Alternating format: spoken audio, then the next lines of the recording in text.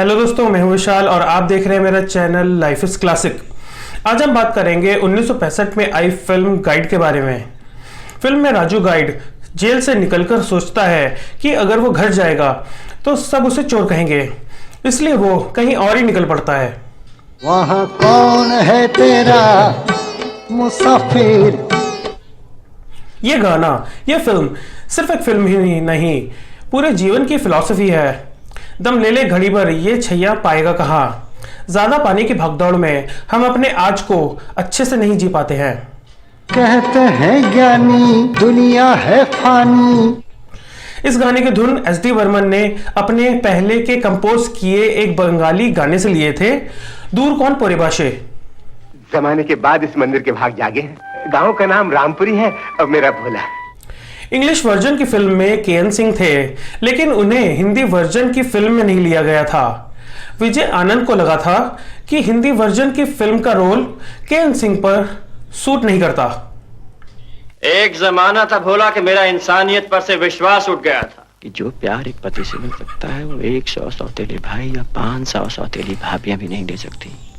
इस फिल्म के लिए देवानंद को एक अमेरिकन डायरेक्टर टेड डर्निल्स्की ने कांटेक्ट किया था। वो आर.के. नारायण की 1958 में आई नॉवल द गाइड पर एक अमेरिकन मूवी बनाना चाहते थे। उस वक्त तो देवानंद ने इसके लिए मना कर दिया था, लेकिन 1962 के बर्लिन फिल्म फेस्टिवल में जब वो उनसे दोबारा मिले तो वो इस फिल्म को साथ में बनाने के लिए राजी हो गए।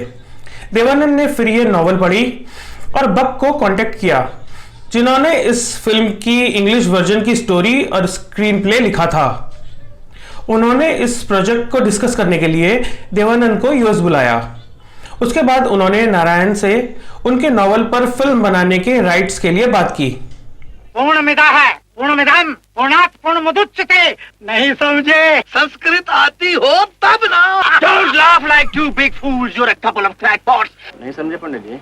राव शास्त्री जी कैसे समझे? अंग्रेजी आती हो तब ना।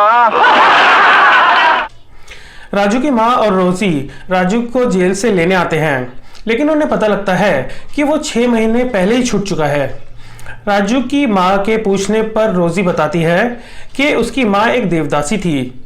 रोजी को डांस का शौक था और वो एक स्टेज डांसर बनना चाहती थी, लेकिन उसकी माँ ने बदनामी के डर से उसकी शादी करा दी। उसके पति मार्को को उसका नाचना पसंद नहीं था। मेम साहब को शहर दिखाओ। मार्को साहब नहीं आएंगे? लिख के दूंगी, नहीं आएंगे। यहाँ कोई सपेरों की बस्ती है जहाँ कोई सपेरन नाग नृत्य करती हो।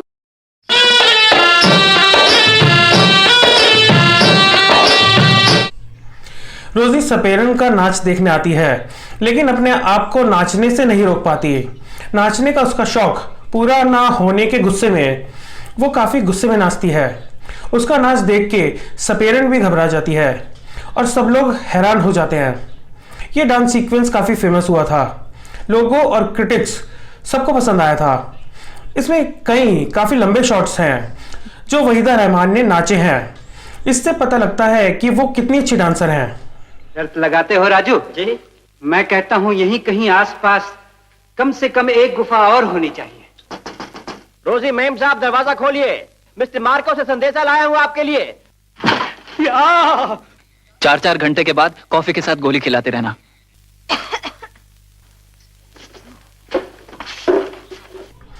फिल्म की स्टोरी आर.के. नारायण की 1958 में आई नॉवल द गाइड से ली गई है। बहुत से लोग इस नाम से कंफ्यूज होकर सोचते हैं कि ये के.आर. नारायण है, जो हमारे देश के 10वें राष्ट्रपति रह चुके हैं, लेकिन नहीं, ये आर.के. नारायण है, जिन्होंने मालगुड़ी के नाम का एक काल्पनिक गांव बनाया था। इसी गांव के लोगों के बारे में वो नॉवल और छोटी कहानियां लिखते थे। उनका ये नॉवल द गाइड भी मालगुड़ी गांव का ही था। आर.के. नारायण इंडिया में इंग्लिश लैंग्वेज के बहुत बड़े राइटर रहे हैं, जिन्हें पद्म भूषण और पद्म विभूषण जैसे बड़े अवार्ड मिले हैं। ये 8 बहन भाइयों में दूसरे नंबर के लड़के थे। फेमस कार्टूनिस्ट लक्ष्मण इनके छोटे भाई हैं। अरे भागो, अरे भागो, ये कितने वाले भागो।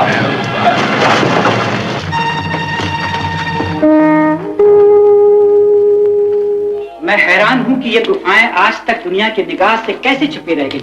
मैं रह गया था इसकी खोज करने के लिए।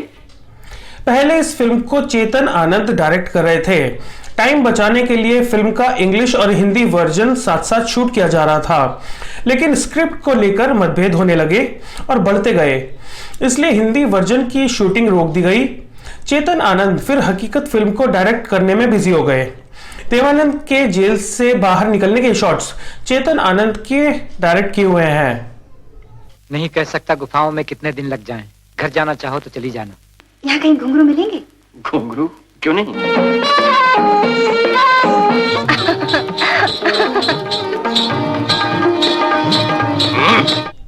डायरेक्शन के लिए राज खोसला और रोजी के रोल के लिए वहीदा रहमान इस फिल्म के लिए पहली चॉइस थी, लेकिन वहीदा खोसला के साथ काम नहीं करना चाहती थी क्योंकि 1958 में आई 16वां साल फिल्म में शूटिंग के दौरान दोनों के बीच कुछ गलतफहमी हो गई थी। देवानंद ने फिर सायरा बानो को यह रोल ऑफर किया, लेकिन उन्होंने मना कर दिया। फिर वैजयंती माला को लेने का सोचा गया, लेकिन इंग्लिश वर्जन के डायरेक्टर डेनिल्स्की ने उन्हें रिजेक्ट कर दिया। इसलिए वहीदा रहमान को वापस लाने के लिए खोसला को फिल्म से हटा दिया गया। डायरेक्शन के लिए फिर विजय आनंद को लिया गया और यह फिल्म उनकी हिंदी फिल्मों के कैरियर की लैंडमार्क अचीवमेंट साबित हुई। कल तक आप लगती थी 40 साल की औरत और आज लगती है 16 साल की बच्ची। जानते हो क्यों? आज फिर जीने की तमन्ना है। इस फिल्म के लिए एस डी बर्मन को बेस्ट म्यूजिक और लता को बेस्ट सिंगर का अवार्ड आज फिर जीने की तमन्ना है गाने के लिए ना मिलने पर काफी कंट्रोवर्सी भी हुई थी, क्योंकि उस वक्त इस फिल्म का म्यूजिक और ये गाना सबसे ज्यादा फेमस हुआ था। म्यूजिक के लिए शंकर जयकिशन और गाने के लिए बहारों फूल बरसाओ पर रफी को अवार्ड मिले थे। दोनों ही अवार्ड सूरज फिल्म के लिए थे।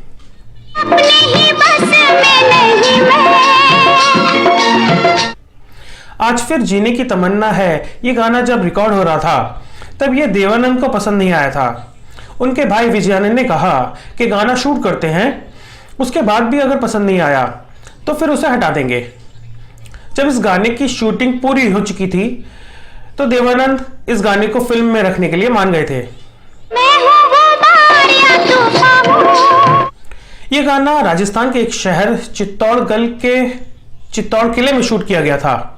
जैसे अलाउद्दीन खिलजी को रानी पद्मावती को एक शीशे में दिखाया गया था, उसी शीशे में बिल्कुल वैसे ही वहीदा को इस फिल्म में दिखाया गया है। जमाना वो नहीं रहा रोजी जबकि औरत घर की दासी समझी जाती थी। जमाना वो भी नहीं रहा कि जब कोई छोटा इसलिए माना जाता था कि छोटी जाति का है। कलाकार भान नहीं होते हैं, आज इज्जत वाले भी उनकी इज्जत करते हैं। उदय शंकर ने दुनिया में नाम कैसे कमाया? बाल सरस्वती यार बड़े बड़े नाम लेते हो राजू। तुमने कभी कोशिश ही नहीं की।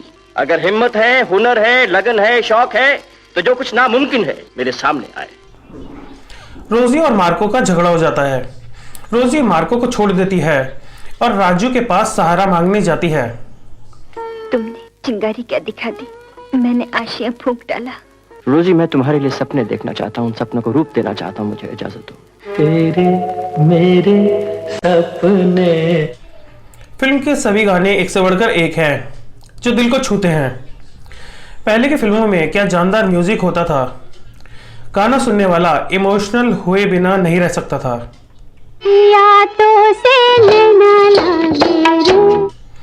पिया तो से ये बहुत लंबा और मुश्किल गाना था।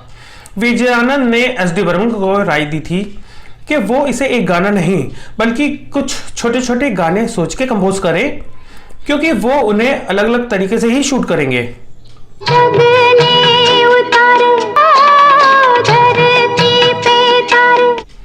फिल्म का म्यूजिक एस डी बर्मन ने दिया है। इस फिल्म में उनके बेटे आर डी बर्मन ने उन्हें असिस्ट किया है, जो आगे चल के एक महान संगीतकार बने थे और मेरे सबसे फेवरेट म्यूजिशियन हैं। गीत शैलेंद्र ने लिखे हैं और गाने लता, रफी, किशोर, मन्ना डे और एस डी बर्मन ने गाए हैं। हर शीशे के दिल में एक तस्वीर है, एक शीशा दिल हमारे सीने में भी है, जो हरदम इस मोहनी सूरत को छुपाए रखता है। मुझसे प्यार करोगी? किसी ने मुझे अपने काबिल समझा। जी करता है तुम्हारे लिए मर मिटूं। गाता रहे मेरा दिल। इस फिल्म के गीत के बोल लिखने के लिए देवानंद और विजय आनंद पहले हसरत जयपुरी के पास गए थे, लेकिन जब दोनों को ही उनके दिए लिरिक्स पसंद नहीं आए तो वो शैलेंद्र के पास गए। शैलेंद्र इस बात से खुश नहीं थे कि वो उनकी सेकंड चॉइस हैं, तो उन्होंने अपनी फीस कुछ ज़्यादा ही मांगी, जो उस वक्त के हिसाब से काफ़ी ज़्यादा थी। दोनों भाई उस फीस पर भी मान गए, तो शैलेंद्र ने उन्हें वहां से जाते हुए एक मुखड़ा भी दे दिया, गाता रहे मेरा दिल। प्यार करने वाले अरे प्यार ही करेंगे। इस फिल्म का म्यूजिक कंपोज करने के दौरान एस.डी. बर्मन बहुत बीमार हो गए थे, लेकिन फिर भी देवानंद ने किसी और म्यूजिक डायरेक्टर को ना लेकर उनके ठीक होने का इंतजार किया। एस.डी. बर्मन ने ठीक होते ही पहला गाना गाता रहे मेरा दिल रिकॉर्ड किया, लेकिन ये गाना सबसे आखिरी में पूरी फिल्म के शूटिंग होने के बाद शूट हुआ था। उस तरफ जो पहाड़ी पर आपको पीला बंगला दिखाई दे रहा है वो मिस नलिनी का बंगला है। 10 show Delhi, 10 show Mumbai, 10 show Calcutta, 30 दिन सफर वगैरह में 10 दिन। नलिनी को अब बहुत बड़े बड़े शोज मिलने लगे हैं। हिंदुस्तान के हर बड़े शहर में उसे बुलाया जाता है। तुम खुश क्यों नहीं? सोचा नहीं था कि कोलू का बैल बन जाऊंगी। तुम थक जाती हो तो मुझसे कह दिया करो ना, मैं नए प्रोग्राम ना लिया करूं। 38वें एकेडमी अवार्ड के लिए इस फिल्म को बेस्ट फॉरेन लैंग्वेज के सेक्शन में इंडियन एंट्री में भेजा गया था, लेकिन ये फिल्म इस अवार्ड के नॉमिनेशन में नहीं आ पाई थी। हमेशा जाओ जाओ कहती हो आजकल। बस एक बात होती है, वो खत्म हो जाती है। सोचने लगा हूं कहीं मार्क को ठीक ही तो नहीं था। जब वो कहता था आदमी को औरत की कमाई पे नहीं रहना चाहिए। भूल गई हो कि तुम्हारी कमाई की एक एक पाई मेरी मेहनत का नतीजा है। तुम डाल सकती, लेकिन दौलतमंद हो मेरी वजह से। मैंने कब इनकार किया? 2012 की टाइम्स मैगजीन में बेस्ट बॉलीवुड क्लासिक की लिस्ट में यह फिल्म चौथे नंबर पर रखी गई थी। रोजी ये दूरी हटाई नहीं जा सकती है। मेरी बाहों में सो जाओ आज। एक जमाना था तुम्हारी थकान में चाया करती थी इस तरह। चले जाओ राजू, वरना मुझे बाहर जाना पड़ेगा। क्या बात है सर, आज आप अकेले पी रहे हैं? बातें करने के लिए इतना तरस रहा था कि सोचा थोड़ी पीकर अपने आप से कुछ कहूंगा। दिन ढल जाए हाय। पहले यहाँ कोई और गाना रिकॉर्ड किया गया था जिसके बोल थे, हम ही में थी ना कोई बात, याद ना तुमको आ सके, तुमने हमें भुला दिया, हम ना तुम्हें भुला सके। इसे रफी ने गाया था, लेकिन बाद में इसकी जगह दिन ढल जाए गाना रखा गया। फिर से वो सावन अब क्यों ना आए। दिन ढल जाए ये मुखड़ा असलियत में हसरत जयपुरी ने लिखा था, जो डायरेक्टर विजय आनंद को पसंद नहीं आया था, और जयपुरी की उनसे इस बात पर बहस हो गई थी। इसके बाद जयपुरी ने फिल्म छोड़ दी थी। फिर जब शैलेंद्र आए तो उन्होंने इस विवादास्पद लाइन को बनाए रखने का फैसला किया, जिसके कारण हसरत को इस फिल्म से बाहर कर दिया गया था। ये कैसा मजाक है? मजाक होता तो क्या बात थी। न राहें मिलती न राहें बिछड़ती, बहुत राह देखी, एक ऐसी राह पे जो तेरी रह गुजर भी नहीं। देखो शो का वक्त हो रहा है। वक्त हो चुका, शो हो चुका। जो तुम कहना चाहते हो मैं समझ गई। क्या सारा दोष मेरा है? भगवान ना करे तुम्हारा कोई दिल दुखा है। ये पहली इंडियन फिल्म है जिसकी 2008 के कांस फिल्म फेस्टिवल में कांस क्लासिक में स्क्रीनिंग की गई थी। देवानंद इस इवेंट में रेड कारपेट पर अपने बेटे सुनील आनंद के साथ चले थे। तुमने ठीक नहीं किया राजू। जब उसकी लाखों की कमाई उसकी अपनी मर्जी से तुम्हारे हाथों में थी, तो 30,000 के जेवर क्या चीज थी? तुम्हें गिरफ्तार करने का मनहूस काम मुझे सौंपा गया।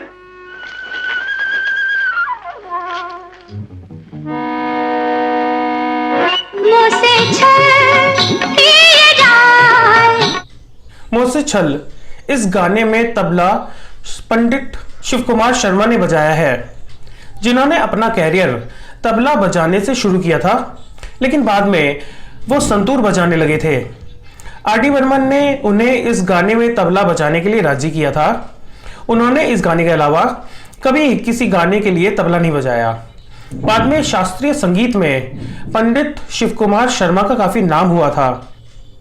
इन्होंने हरिप्रसाद चौरसिया के साथ मिलकर कुछ फिल्मों में शिवहरि के नाम से संगीत भी दिया है।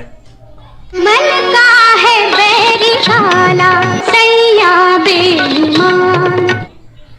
60s की शुरुआत में एस.डी. बर्मन का काम कुछ गिरने लगा था, इसलिए वो एक ऐसी फिल्म चाहते थे जहां से वो अपने नाम को पहले से भी ज्यादा ऊंचा उठा पाए। नवकेतन बैनर की ज्यादातर फिल्में एस.डी. बर्मन ने की हैं, तो ये फिल्म तो उनको मिलनी थी। उन्होंने इस फिल्म के म्यूजिक को मेलोडियस बनाने के लिए अपना सारा म्यूजिक खंगाल दिया, इसलिए इस फिल्म के गाने एक से बढ़कर एक हैं, जिन्होंने इंडियन फिल्म म्यूजिक का स्टेटस बढ़ा दिया था। क्या से क्या हो गया। कहते हैं कि देवानंद पर पीली और काली कमीज पहनने पर बैन था, क्योंकि वो इसमें इतना अच्छा लगते थे कि उन्हें देखकर लड़कियां अपने हाथ की नस काट लेती थीं, आत्महत्या कर लेती थीं। ये देवानंद की पहली कलर फिल्म थी। साथ छूट गया, तब समझ में आया कि तुम मेरे लिए क्या थे। तुम्हें बचाने के लिए एक झूठ भी न बोल सकी। शोहरत तुम्हें मिली, सर मेरा घूम गया। 2 साल यूं ही बीत जाएंगे राजू, फिर नए सिरे से जीवन शुरू करेंगे। हाँ, मुझे तो नए सिरे से ही शुरू करना होगा। इस फिल्म के 1 साल बाद इस फिल्म के मेन कैरेक्टर के नाम पर एक फिल्म शुरू होने वाली थी, राजू और रोजी, जिसमें जॉय मुखर्जी और तमन्ना होते, लेकिन ये फिल्म बन नहीं पाई और बंद हो गई। सरकार ने अर्जी मंजूर कर ली है, अगले महीने यहाँ डाकखाना भी खुल जाएगा। आप क्या आए स्वामी जी, गांव स्वर्ग बन गया। एक बार बहुत बड़ा अकाल पड़ा। ये कहानी उस साधु महात्मा की है जिसने 12 दिन तक लगातार उपवास रखा और फिर पानी बरसा, बराबर बरसा। ये फिल्म विजय आनंद की एज एन एडिटर पहली फिल्म थी जो उन्होंने बाबू शेख के साथ एडिट की थी, और ये उनकी पहली कलर फिल्म भी थी। इसलिए विजय और सिनेमाटोग्राफर फली मिस्त्री हॉलीवुड गए थे फिल्म को कलर में शूट करने की टेक्निक जानने के लिए।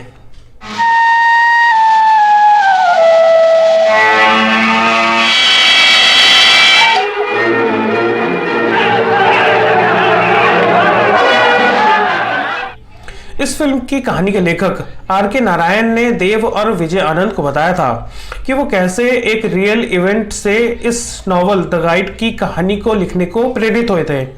एक बार ऐसा ही सूखा उनके होम टाउन मैसूर में भी पड़ा था। काफी हताशा के बाद नगर परिषद ने पूजा पाठ और प्रार्थना का सहारा लिया। ब्राह्मणों का एक समूह कावेरी नदी के सूखे तट पर खड़ा था और 12वें दिन बारिश हुई।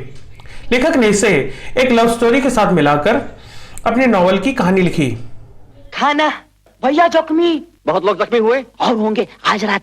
जा जाके कह दे कि गांव में एक भी जान गई तो मैं अपनी जान दे दूं, और कह दे ये मारपीट बंद ना हुई तो मैं खाना पीना छोड़ दूंगा। एक तो पानी नहीं बरस रहा है, उस पर ये जहालत। एक तो पानी नहीं बरस रहा है, उस पर खाना पीना छोड़ दूंगा, जान दे दूंगा। कहा हाँ, मुझसे कहा। क्या बारिश लाने के लिए स्वामी जी व्रत रखेंगे? व्रत? आपकी बात सुनती दंगे बंद। ये लोगों ने समझा कि स्वामी जी व्रत रखेंगे और बारिश होगी। विजयानंद फिल्म की स्टोरी पढ़कर डर गए थे। उन्हें लगा था कि यह फिल्म विदेश में इंडिया की इमेज को खराब कर देगी। उन्होंने 2 बार इस फिल्म को डायरेक्ट करने को मना कर दिया था, लेकिन तीसरी बार देवानंद के बात करने पर वो मान गए। तुम लोगों को सख्त गलतफहमी हुई है। मैंने कभी दावा नहीं किया कि मैं कोई साधु महात्मा हूँ। मैं एक मामूली गाइड हूँ और एक लड़की के चक्कर में जेल तक भुगत के आया हूँ। ये सच है कि मेरे मन में बैराग था, इससे ज्यादा और कुछ नहीं था।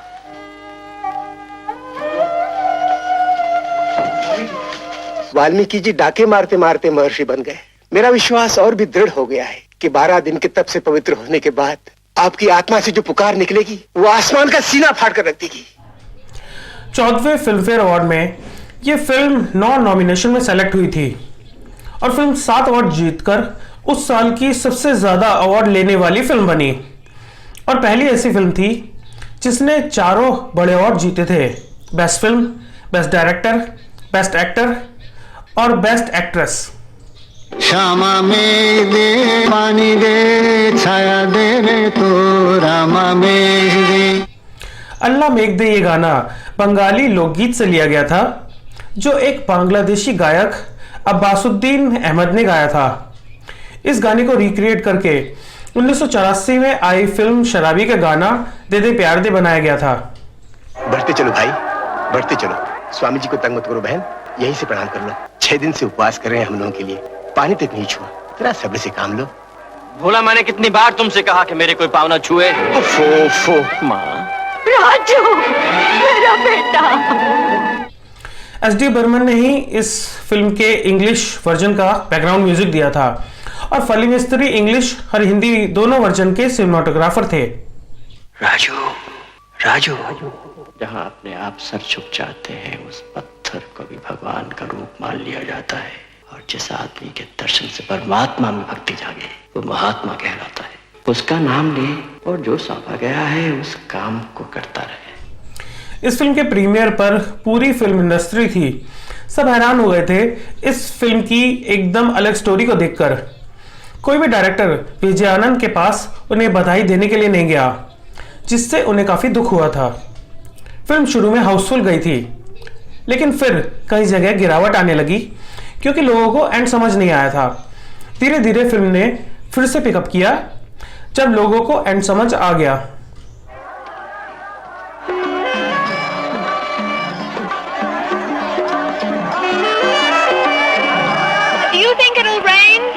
इन लोगों को मुझ पर विश्वास है और अब मुझे इनके विश्वास पे विश्वास होने लगा है। फिल्म के लास्ट के सारे शॉट लिमड़ी गांव के हैं, जो भोगावो नदी के पास गुजरात में अहमदाबाद से 90 किलोमीटर की दूरी पर है। स्वामी जी, ये मैडम पूछ रही हैं क्या आपने कभी प्यार किया था?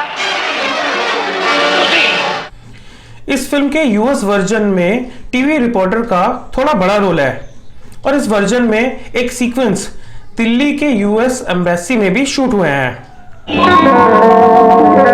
रोजी आ गई और माँ भी। पानी ना बरसा तो क्या होगा? तू ये तो नहीं सोचने लगा कि एक आदमी की भूख का बादलों से कोई रिश्ता हो सकता है? सवाल यह है कि इस दुनिया को बनाने वाला, चलाने वाला कोई है या नहीं? राजू सो गए? सोया था, पर अब कुछ कुछ जागने लगा हूँ। द न्यूयॉर्क टाइम्स में फिल्म के इंग्लिश वर्जन का अमेरिकन रिलीज के रिव्यू में क्रिटिक बॉस्ली क्रॉथर ने सिनेमाटोग्राफी को काफी सराहा था, लेकिन कहा था कि फिल्म की कंटिन्यूटी टेढ़ी मेढ़ी है, जिसकी वजह से स्टोरी और इमोशंस दोनों अच्छे से समझ नहीं आते। स्वामी जी, मेरा बच्चा। परमात्मा, ये मुझे तेरा बच्चा समझते हैं और तू मुझसे इतना दूर, मेरे प्राण ले ले, इनका दुख हर ले राम। हे राम, हे राम हमारे रामचंद्र। आर के नारायण, जिनके नॉवल से कहानी ली गई है, उन्होंने इस फिल्म का इंग्लिश वर्जन देखा था। उन्हें यह फिल्म पसंद नहीं आई थी। उन्होंने इसे द मिसगाइडेड गाइड कहा था। मुझे लगता है उन्हें हिंदी वर्जन की फिल्म देखनी चाहिए थी, क्योंकि हिंदी वर्जन की फिल्म एक महान फिल्म है, वहीं इंग्लिश वर्जन की फिल्म निहायत ही घटिया है। इंग्लिश वर्जन की फिल्म की कहानी के सभी पात्र चरित्रहीन दिखाए गए हैं, और फिल्म में एक न्यूड शॉट और किसिंग सीन भी है, जैसा अक्सर इंग्लिश फिल्मों में होता है। मेरे बच्चे, मैं तुझसे दूर नहीं, तेरे अंदर बाहर मैं ही मैं हूँ।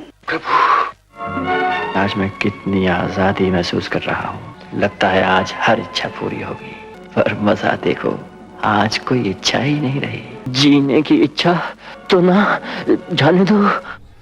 हिंदी वर्जन फिल्म 6 फरवरी 1965 को इंडिया में और इंग्लिश वर्जन फिल्म 9 फरवरी 1965 को यूएस में रिलीज हुई थी। फिल्म का बजट 54 लाख था और कमाई 1 करोड़ 75 लाख की हुई थी। जहां इंग्लिश वर्जन फिल्म यूएस में बुरी तरह फ्लॉप हुई, वहीं Hindi version film box office पर हिट गई थी और उस साल की फिल्मों में 5वें नंबर पर रही थी। फिल्म का world wide box office collection 5 crore है। तन रहे न रहे, मैं रहूंगा, सिर्फ मैं। दूर पहाड़ पर पानी बरस रहा है, शरीर भीग गया, चलूं बदल लूं।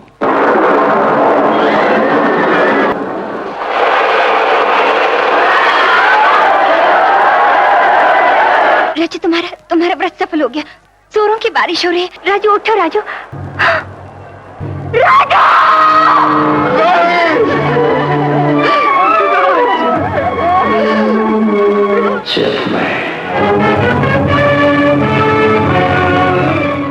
दोस्तों, ऐसी ही क्लासिक फिल्मों की इंफॉर्मेशन के लिए देखते रहिए चैनल लाइफ इज क्लासिक।